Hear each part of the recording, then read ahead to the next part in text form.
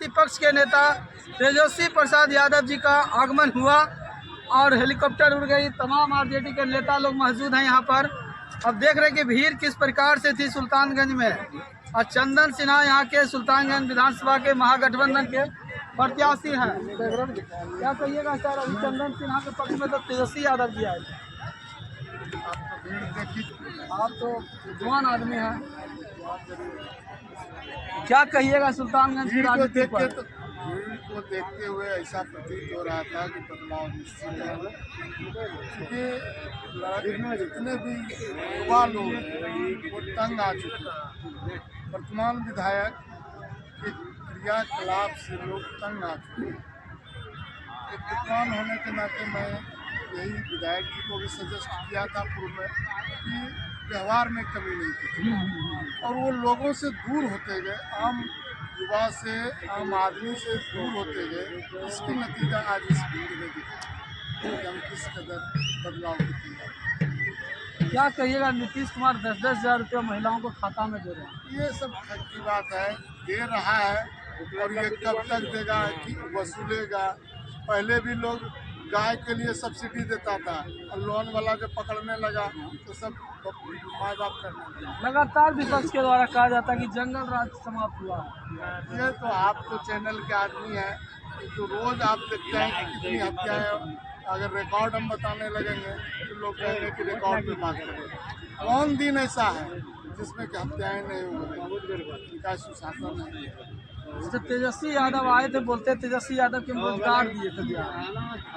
जितने भी रोजगार नीतीश कुमार शासनकाल में हुआ, तेजस्वी के आने के बाद ही विजन था कि किस तरफ से हम रोजगार दें और अगर वो रहते तो निश्चित रूप से इससे ज़्यादा रोजगार मिलता। उन्हीं के विजन को ये लागू। भ्रष्टाचार खत्म हो जाएगा बिहार में अगर तेजस्वी यादव। आशा तो कर सकते हैं। अभी तो जिस तरह से लोग पीड़ित हैं तो निश्चित रूप से लगता है कि एक आशा ये जगी है कि इनके आने से करप्शन दूर होगी। आपका शुभ नाम सर?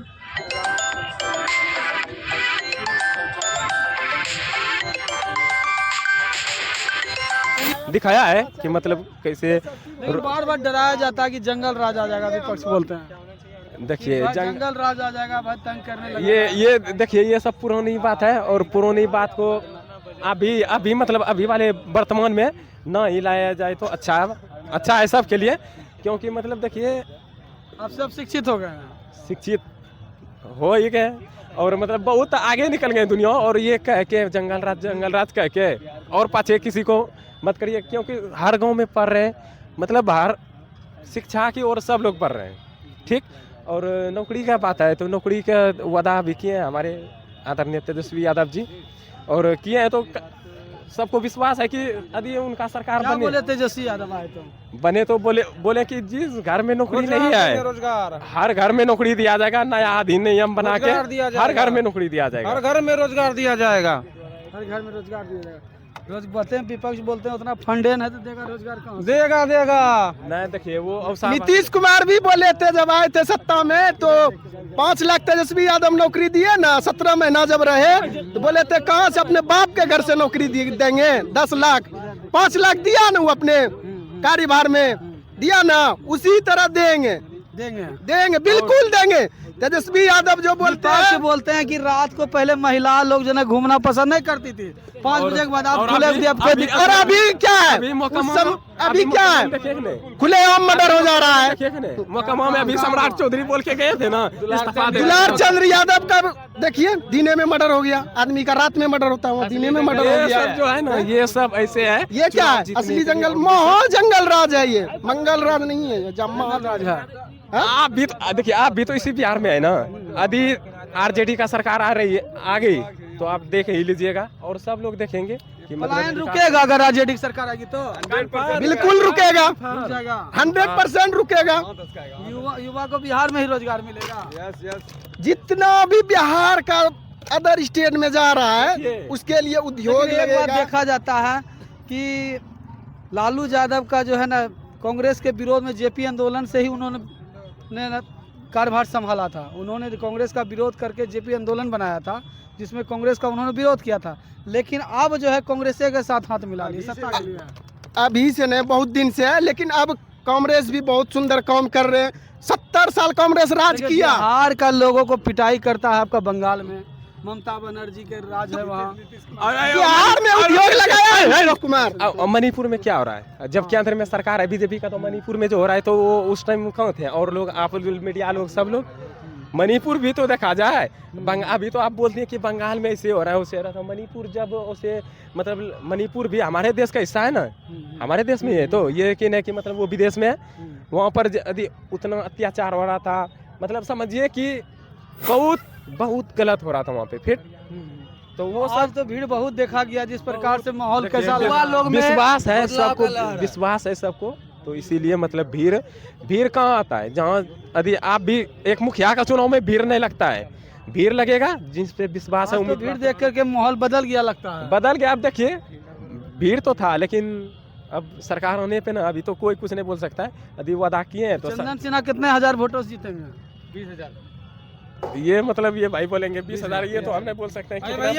हजार से अनुमान है जितने का? 20,000। 20,000 से। हाँ एकदम कंफर्म 100% एकदम सत्य। आपका शुभ नाम क्या है? अंकित आनंद हुआ मेरा शुभ नाम। एकदम कंफर्म है? एकदम 100 to 100%। आज भीड़ देख के बता रहे हैं। भीड़, अरे हाथ दिखाई देता था, मुंह नहीं दिखाई पड़ता था। और जीत होती है, ठीक है। एक वोट क्यों ना हो, जीत होती है, बस जीत। तो देखिए, आरजेडी का जो है प्रतिपक्ष के नेता तेजस्वी यादव का आगमन हुआ।